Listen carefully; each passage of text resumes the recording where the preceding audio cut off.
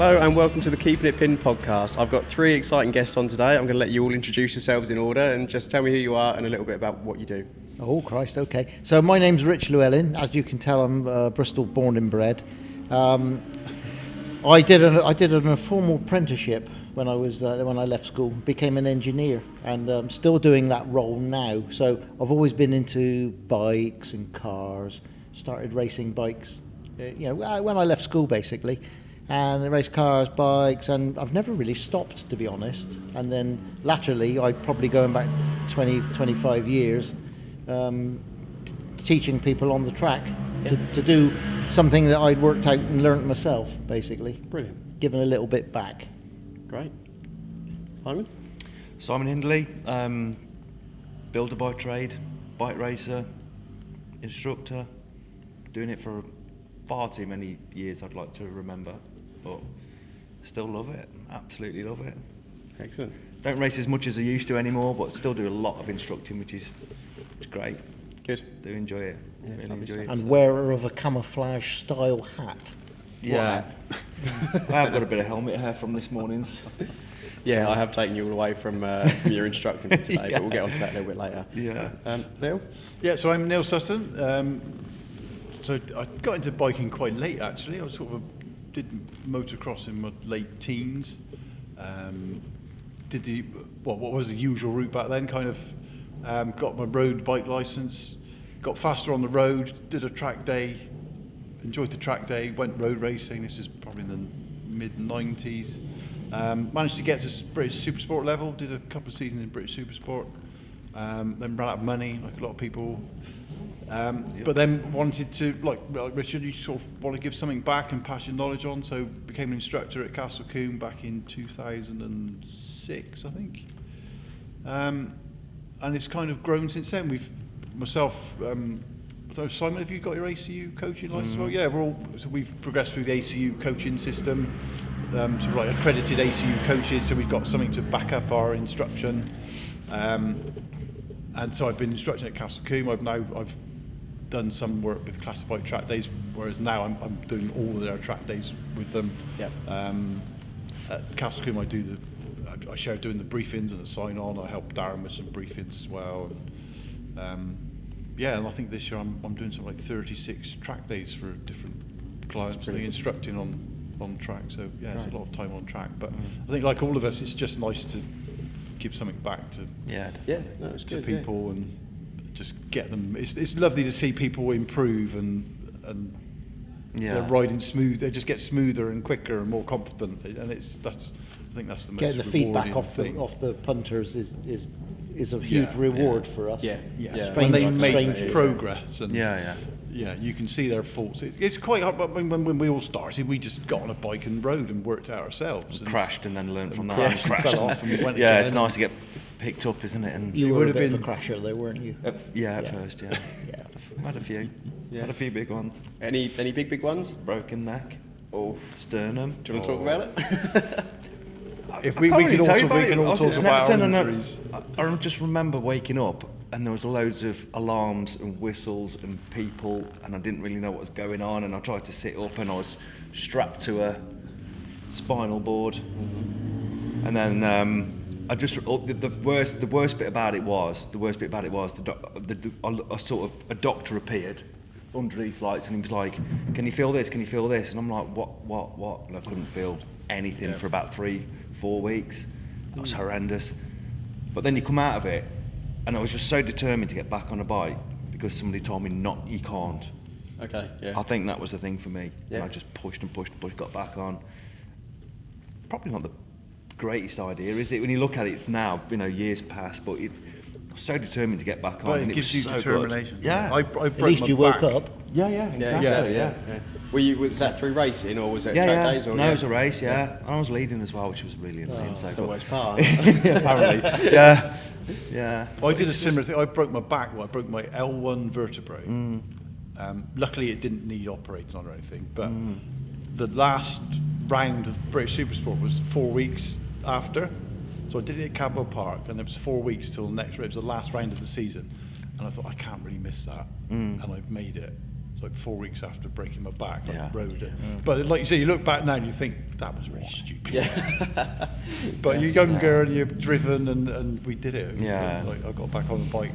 I've had a few tumbles. You've almost got to expect one a year. Yeah, that's your average, Yeah. is it? That's I one think a so. year. Yeah, one a year. Yeah, I did have a big one at Cadwell, and the bike caught fire, and I didn't even know about it. I think that burnt the track, didn't it? That was and there. some I'm grass. right. It was a bit of There. a. Some people called me Captain Fireball after that one. Then I had another one at Anglesey. That wasn't very nice, that one, because I woke up in hospital. Yeah. But managed to get out pretty quick. But I shouldn't have been let out really. But I shouldn't think be here that's- now really, should I? It's part of the thrill of it, though, isn't it? We all know it's dangerous, It is. but doing it here on a track, it's the safest way of doing it ever. Absolutely. Relying on the We road. were chatting about this yesterday, weren't Yeah. we? You know, talking about especially so for me, I've sort of given up riding on the road this year just because Yeah. I don't think it's worth. I don't think the reward is there compared to the risk. And track days, I'm obsessed with at the moment as well. And then we were chatting yesterday about moving to racing, and you seem to think that might even be a safer option Yeah, yeah, than totally. the track days, which Yeah, definitely. never even crossed my mind that it would be that way around. Yeah, racing. It's so good now. It's so regulated, isn't it? You know, we've got people, marshals, medical staff, everybody. It's all set up, to help you out, isn't it? So it's amazing. We always say yeah. you have a big accident when you're racing. You've got a doctor and a paramedic with you within probably Seconds, 30 yeah. seconds. Yes, that's Yeah. true. Yeah. And if that happens on the road, you Yeah. could be led in a ditch for hours Yeah. before medical attention Yeah. gets to you. It's so much safer. Even if you had a heart condition in the paddock, they're there. That's you, true, yeah. You had a Yeah. heart It's condition the in your high environment in street, general, you're yeah. gone, aren't you? But here, I want to be at a racetrack all my life, really, just in case something happens. Yeah. And Yeah. get looked after. Well, touch wood. Yeah, Not yeah. anything we ever have to worry about. But I should probably mention the reason that we're all here. Actually, we're here at Castle Combe today with the Classic Bike Track Days. I've done one event with them before at Mallory last year, where I met you, Simon. Yeah. And you gave me a bit of tuition around there on the Tuono. Yeah. That was good fun. And then this is my second one. But you guys do a lot of instructing, obviously, through the event, which is a great event, really, isn't it? Doing the Yeah. Classic Days compared to a normal track day, Yeah. I think it's so much more relaxed. The Yeah, people are so much nicer, and there's no egos. There's No, nothing No, like not it. at all. Everybody's on their pride and joy running around the track, and Yeah. a lot of these bikes ought to be in a museum, really. And yeah, the fact that they're actually able to use them on the track and flex their muscles and drop a bit of oil or whatever. It was always the thing when it was set up.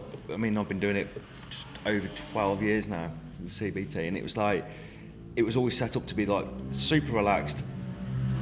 Exactly that, no egos, just go out, everybody enjoy themselves, go out and go home happy. And that's what we want. We don't want, we don't want anything like, where people are worried and don't want to bring the bikes out. Because some of the bikes we have here are absolutely beautiful, aren't they? There's some real Yeah, rare, there's some lovely rare stuff. stuff, isn't there? Where it's stuff that we saw growing up, and it's like, where's that come from? It's beautiful, and people want to use them, don't they? Yeah.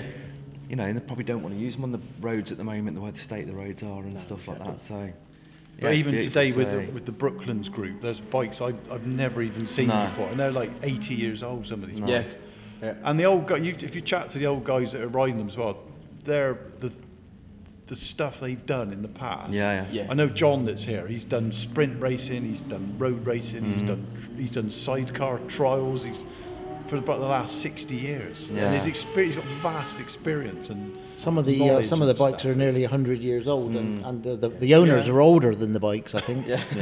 I was They look chatting to a guy yesterday, and he was he always comes to speak. He's a lovely guy, and he said, "Because I'm 82 now, And I was like, "Oh," because I might think about giving it up in a couple of years, but I'm not sure yet." I went, Yeah. Brilliant. Yeah. No, it's great. I mean, honestly, and all the bikes are in such good condition as well. There's Yeah. nothing that's really ropey Yeah, going no, around there's everyone. some It's everyone's pride and joy, like you say. Yeah. It's really nice to see. Yeah, it's a nice atmosphere. Everybody, the guys are nice on the night time on the paddock. Yeah. It's a nice little community as well, isn't it? So, Yeah, it's great. Yeah, genuinely, really love doing these classic days. Yeah. I think we've created that, haven't we? Yeah. Just by being bouncing off the back of us. Yeah. I think. Yeah, it It's all nice to helps, get doesn't it? out. Yeah. Like we're all obviously bike fans, and Massive, yeah. we're not just ex-racers. We've I'm still restored racing. bikes and Yeah. well, actually, I'm yeah, still- sorry, I'm you're still- still yeah. a I'm still racer. Yeah, racing. sorry, Rich. I race with I've never actually quit yet, but I just haven't raced this year. I'm not say very never. fast anymore. That's the problem. Yeah. No. I just ride round. Oh, I'm sure you'll run rings around me still. So I was told yesterday, Paul Willis, he says you lose a second a year. Yeah, probably. When you get older, you start losing a second a year. I'm like, yeah, you're probably right. Actually. I lost a hair follicle every second, I reckon. By the time I'm 25, I didn't have any. Yeah. So, how did each of you get into racing then? Should we start with you, Neil, at the end? Well, yeah, like I said, I was quite late to biking. I used to pinch my friend's ER50 when I was 16 and take it around the lane. He used to let me, actually. But he used to say, take it around the lane. So, and I couldn't afford a bike until I was 17. So I had a little DT 100. And it was just because I think growing up when I did, like growing up in the 70s, obviously you had Barry Sheen and racing was on the telly a lot, wasn't it? And, Yeah. And motocross was really big. And a couple of lads I went to school with did motocross. And a good friend of mine, his brother owned a bike breakers business. Okay. So we used to hang around down there. So because nobody in my family was into bikes at all. There's nobody in my family who was remotely interested in motorcycles. But I think I was just lucky with the generation I grew up with, and the friends I had were kind of into bikes. It was definitely a generation thing, wasn't it? So they kind of got me into bikes. And then, like I said, I got a road bike at 17. And I used to go to motocross with my friends to watch. I thought, I'd love to do this. So I literally went from like a road bike to doing motocross at 17 as well. And any sort of motorbike competition just brings your riding on so much. So I was quite fresh to motorcycles, but the motocross kind of helped my riding as well. And then when I gave that up, I thought, right, I'll do my bike test. So I passed my bike test, and then worked up most people went from a 350 to a 750. So when I got my 750, I remember there was a little advert in the back of Motorcycle News. It said Suzuki GSXR track day at Pembrey. It was like a little advert. So I rang up and I booked on. What year was that? 1992 this was. Oh, really? That was an early one, wasn't it? So I went... 6 years before I was born. Yeah, right. Yeah, I left school. Just to rub that in. So I went to Pembrey. I rode there so I live in Bath. I went down the M4 to Pembrey. Didn't know where I was going, just found it. And did a track down my bog standard GSXR 750. But there were a couple of guys there who must have been who had exactly the same bike. They were proddy racers, so they had race cans and all that. And I was passing them and like whizzing round, and they kept coming out. They said, "What have you had done to that then?" And I'm like, "I've ridden it here. It's my road bike." Yeah. Like, so then that kind of plants a seed there. I was Yeah. like, "Oh, perhaps I should have a go at racing." So the next year I did. I bought a KR1S Kawasaki 250, which I was too big for really, but I thought, well, I'm starting out. Yeah. And I looked at a few bikes, and it was a lovely prepared bike. So I bought that. I went racing, and back then I raced with NG, but they used to race on local airfields. Okay. So it was cheap racing, and they were all you didn't have to stay overnight. We just rocked up in the morning because they were all quite local to where I lived.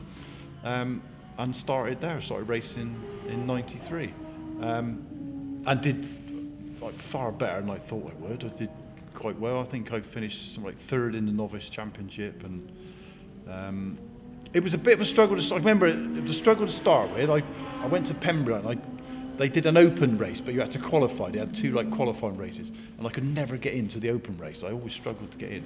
But you just keep plugging away, and eventually, by the end of the season, I could qualify quite easily. And again, it was something else that just brought my riding on, and it just went from there. Then I got hooked, and You get there eventually, don't you? yeah. But everyone, I find everyone's different. Some people come into racing, and within like one day, you look at them, you think, they just progress really quickly.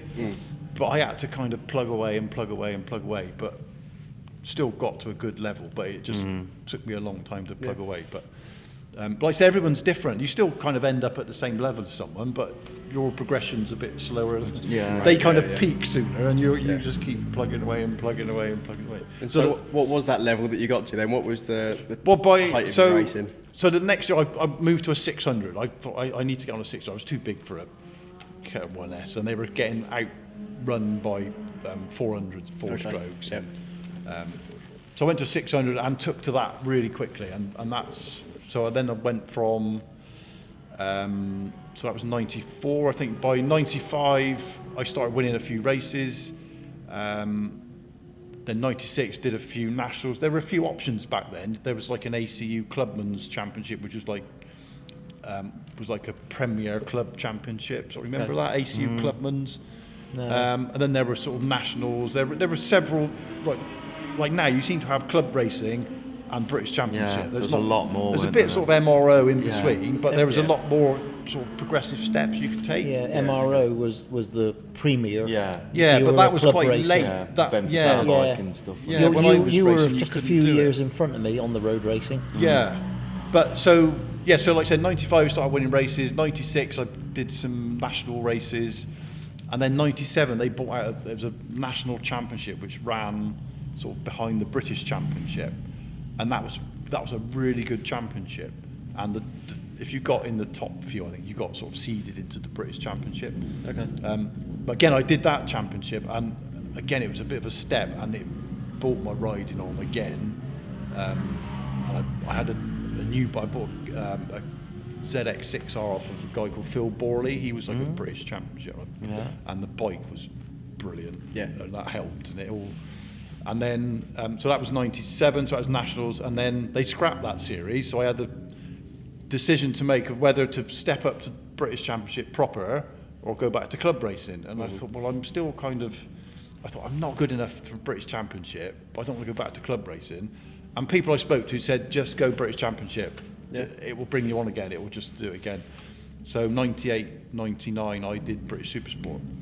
And they were right. It was the same bike, same everything, 2 or 3 seconds a lap quicker again everywhere. And still struggling to qualify for Brit. There were something like, I think there were about 70 people signed up for British Supersport 600 then. So they had qualifying races and all sorts, and some tracks are only 32 people on a grid. So you had like 38 people going home disappointed, but it was just mental. Like you had qualifying come around, it's like there's 70 people now trying to get They're all trying to get onto into the the main grid. race. So it almost And it goes was like bonkers. It was living the dream, racing. This is awesome. And then you go. I remember going up to the step and you go to the national championship, and it's like you're so far at the bottom of the pile when you get there. You're like winning everything. You can go out pretty confidence levels are up here, aren't they? And then you go into that level and you're right at the bottom. It's like, how am I going to make 3 seconds? And I'm riding my wheels off it, and I'm doing this, and I need 3 seconds. It's a step. It's the such pressure. a step. It goes. The fun goes out of the window, doesn't it? And the pressure it comes can in, do. and it's like. But when I can remember the first British Supersport race, or the first meeting I qualified for. It was it was wet and it started drying out, and I thought I just left my wets on because it was damp, and I went out and I qualified, and there were remember Chris Burns and people like that. They got caught out by the weather, and I qualified, and they didn't. These top riders didn't qualify. I remember after it went into, so I think it was Donington. So we're like, this might sound a bit weird, but we were all in like having a shower in the showers, and all the a lot of the top guys were coming out, and they were actually like nodding at me, acknowledging me because I didn't know, but they must have seen. Oh, he's qualified. We've struggled there, but it was luck. I just thought I'm just going to shred my wets. I don't care. Blow the expense. I'm going to get round, and I got in. I qualified. You felt like you made it then.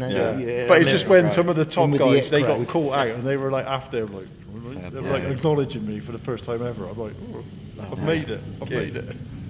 So I was motocross first. I was always been about round racing.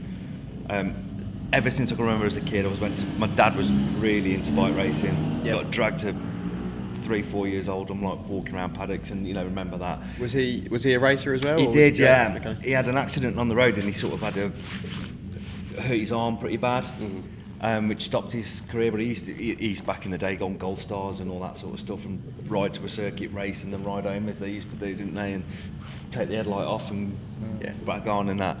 So I've always been around it. I've always had this massive love for it.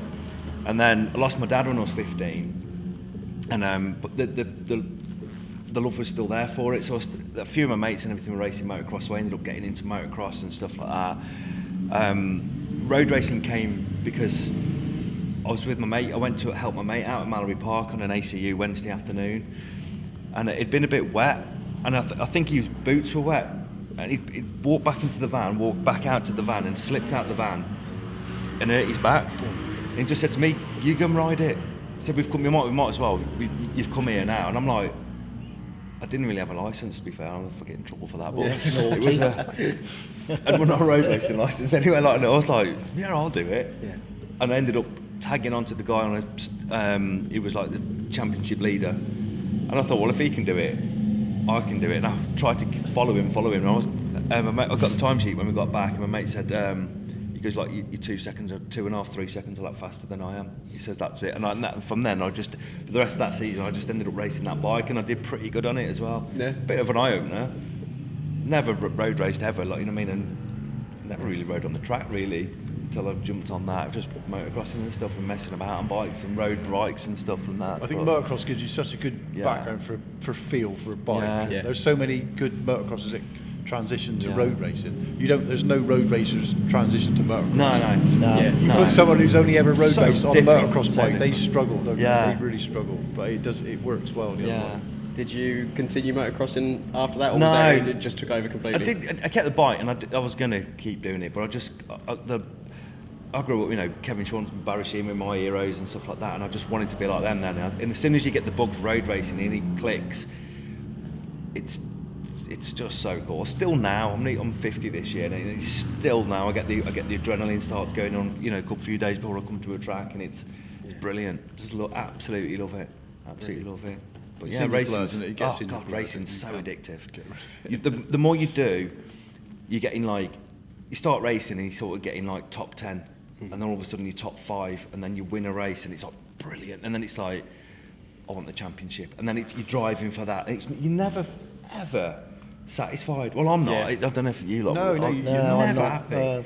And then you go into a different championship, and then you sort of start at the bottom again and work up, and then you go into, and you just get dragged along. And before you know it, before I knew it, sort of thing, I was starting getting sponsors, and the sponsors were coming in, and then next thing, like, we're going BSB next year. I'm like, what? Pushed into it wasn't really my choice, but we ended up going into National Superstar. Okay. And I was like, and I got there, like you say, going pretty good in the championship before. The year after, and you're like, you get the timesheet, and you're like, wow. And you go up again and again, and you just push yourself. But it's so cool, isn't it? It is so cool. Fast people drag you on. Oh God, yeah, absolutely. And hence the instruction bit as well, isn't it? We pull people along, and they go, "Well, I've never gone that fast before," and I turn around and say, "Oh, neither have I, actually." But great. Yeah. Brilliant. That's great. What about you? Where was your? A bit of an odd background, really. But my family used to live in a house, and opposite the house was a green lane, and I spent a lot of my childhood living on this lane, and they used to do. People used to ride trials bikes, and they used to drive cars up this steep lane, and long distance road trials for cars and bikes, and eventually I bought a trials bike, brand new, and I wanted to have a go at what I watched most of my life going on. I thought, I'm going to take part in that, so I bought a trials bike and used to ride all the local lanes, mostly by myself, just going out in the countryside riding lanes. And then the TRF was started up, and I joined the TRF, still riding lanes. And then from the lanes, you got told off all the time for wheeling, going too fast, and it was like you were going to hurt yourself. So then I bought an enduro bike, and then met up with some guys and started doing some local time trials. So it was like a small, like an hour enduro with trials sections. So I did those for many years. Yeah, as Neil said, you build up, and I've never last, but you build up to getting all the laps in, and I don't think I ever won one, but I was always competitive, and it gives you that competitive nature. And then I got in with some guys that were building cars, and I built a pickup truck to put my bike in to go to the events. And nice. Then I got into cars, and then you end up putting all the wrong engines in the cars and souping them up, making them go fast. So I started racing cars. So I was doing long distance trials. I was doing enduros in Wales. I was doing a lot of green laning, playing around with cars, changing engines and racing cars. I raced cars for 9 years, but I always had the bikes as well. Okay. And then the family set up a business. We ended up with this family business, and it was quite lucrative, and there was a bit of money around.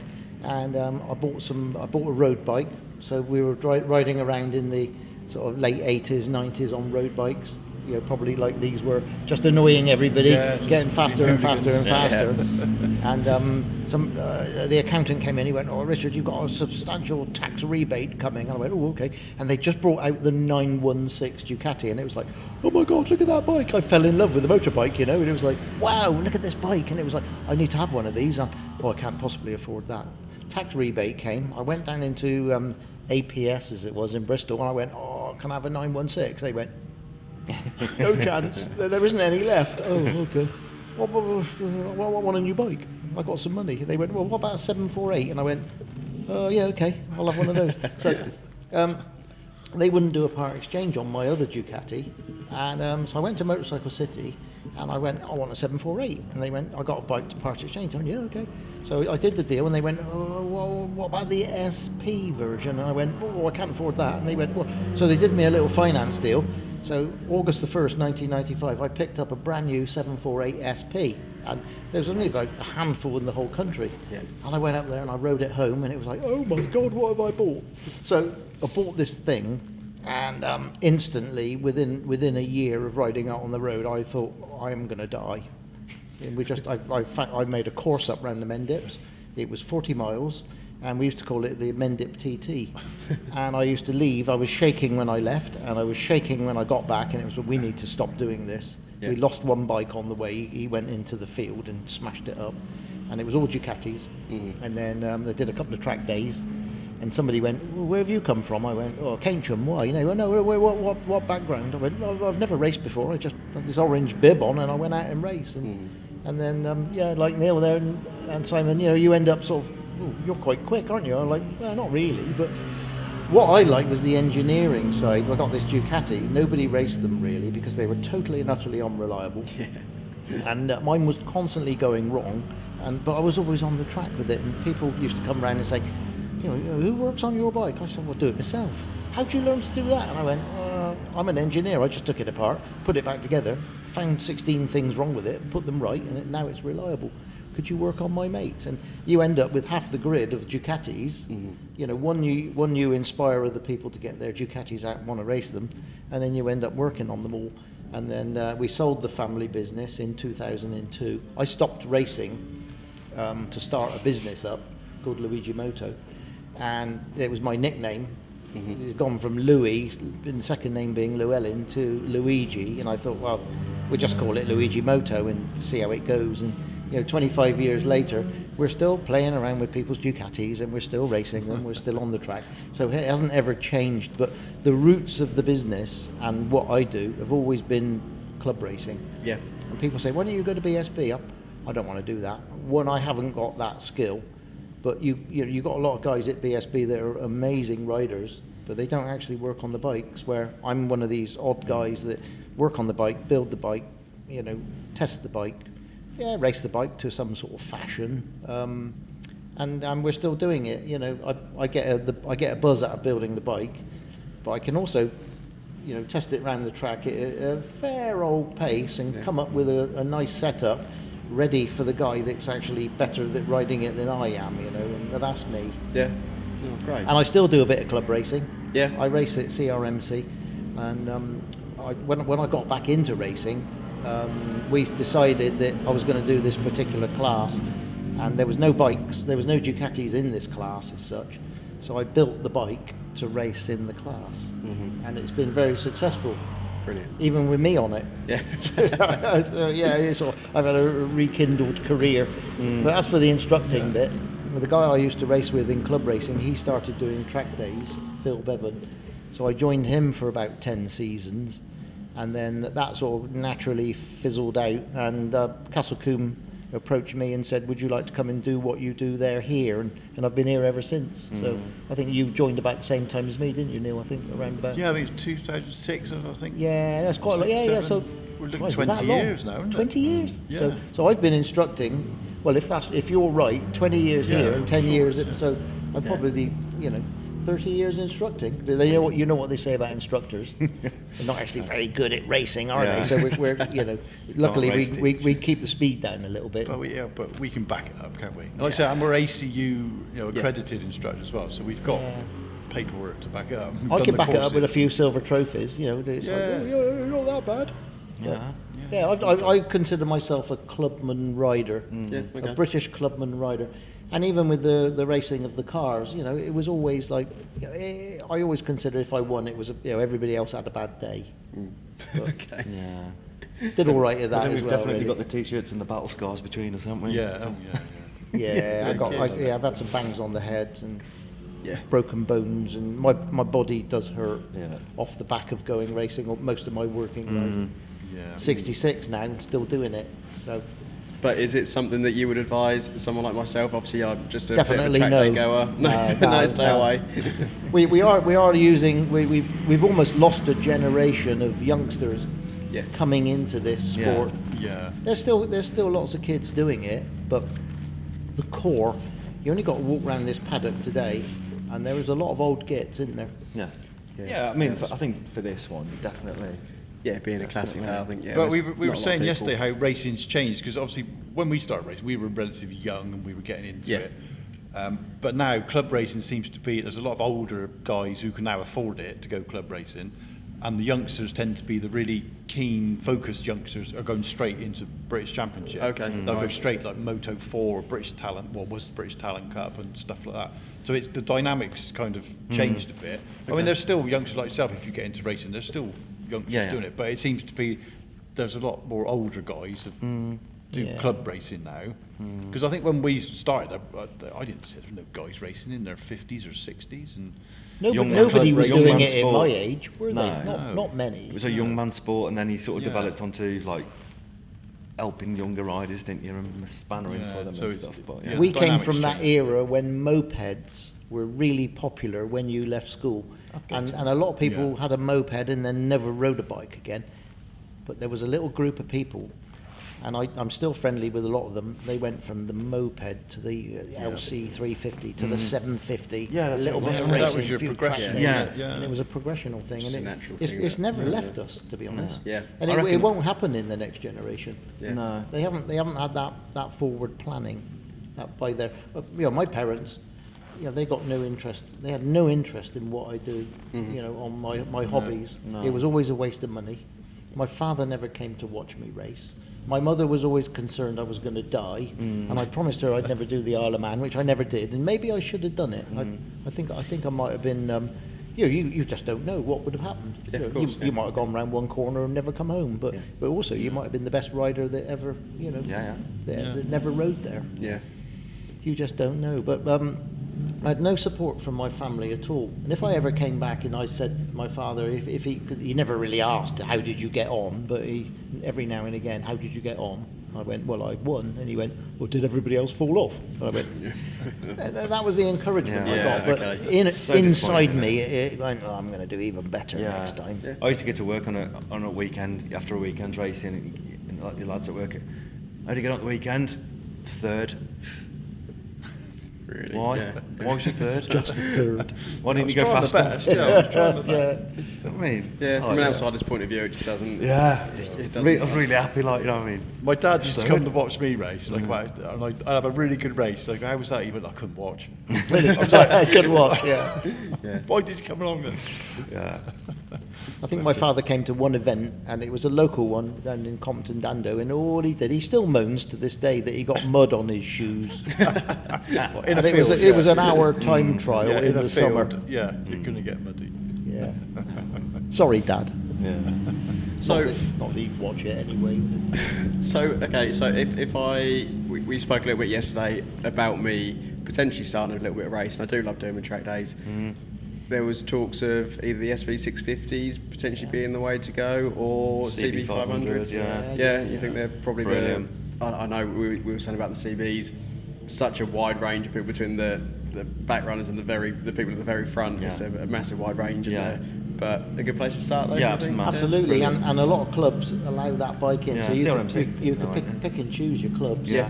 So CRMC being one, they've just allowed the SV650s in, and the CB500s, you're allowed tyre warmers and wets if it rains. But there's a little group behind you that go 20 seconds after that don't have tyre warmers and wets. Oh, okay. And that's me. Yeah. So yeah, we got a cat. It's great. It's great for somebody like me on an old classic bike with skinny Nicely little down. tyres trying to catch up the CB500s Such a good bike. and Yeah. duff a couple They up. shouldn't be. I think that's the thing. They shouldn't be that as good as they are. They're on just a- little on a commuter track. bikes, aren't they? Really, but they just work, don't they? So good. Yeah, they're just good. Brilliant. And it brings on people. I'm following a guy last weekend at Cadwell, and I thought, oh my God, this guy, he looks like Valentino Rossi. He was the most stylish rider I've ever seen, but he was really, really slow.